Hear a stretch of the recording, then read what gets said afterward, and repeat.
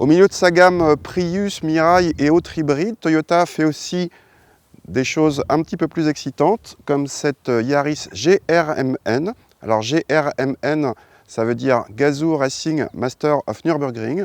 Gazoo Racing, c'est le nom de l'écurie de course de Toyota, c'est le nom des voitures notamment des 24 heures du Mans. Master of Nürburgring, je ne vous fais pas l'affront d'une traduction, ça manque peut-être un petit poil de modestie. Cette Yaris GRMN, c'est donc une citadine sportive, concurrente des Clio RS ou 208 GTI.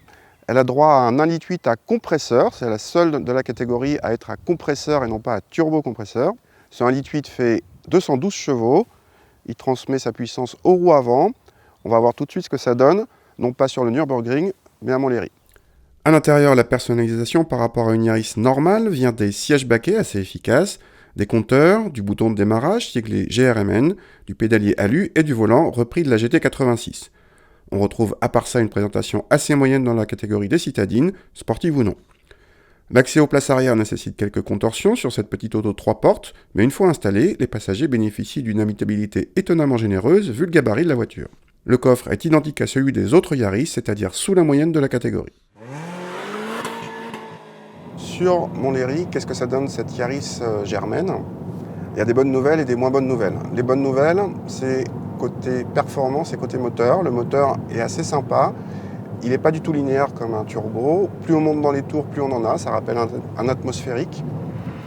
Pour ça, c'est assez sympa. Ça monte jusqu'à 7000 tours. À l'avenant, les performances. On a tout simplement le meilleur millimètre dépararité de la catégorie selon nos mesures. En reprise, par contre, c'est moins bien. Il faut dire que le couple est le plus faible de la catégorie et perché très haut, ce qui fait que 80 à 120 en 6e, au contraire, c'est la moins bonne de la catégorie. Au chapitre des moins bonnes nouvelles, par contre, c'est la partie châssis. Alors, c'est assez étrange parce que la voiture est ferme quand on la conduit comme ça normalement. Par contre, dès qu'on la bouscule, elle est trop souple. On arrive aussi bien en butée de compression qu'en butée de détente. Du coup, la voiture n'est pas très précise. Elle motorise pas forcément très bien non plus. La Yaris doit ses bonnes performances en partie à son poids contenu, le plus léger de la catégorie. On apprécie quand même la présence d'un Torsen qui limite les pertes de motricité en sortie de virage. Autre bon point, une boîte agréable pour l'étagement, même si la commande accroche un peu. Pour le comportement, on aurait aimé un peu plus de mobilité du train arrière. Et il faut vraiment brusquer cette Yaris pour que ce dernier daigne participer. À noter un niveau sonore assez élevé qui, ajouté au confort moyen, rend cette sportive beaucoup moins polyvalente qu'une Clio RS par exemple. Passant sur les consommations, très mauvaises et qui engendrent un malus écologique de 6 300 €.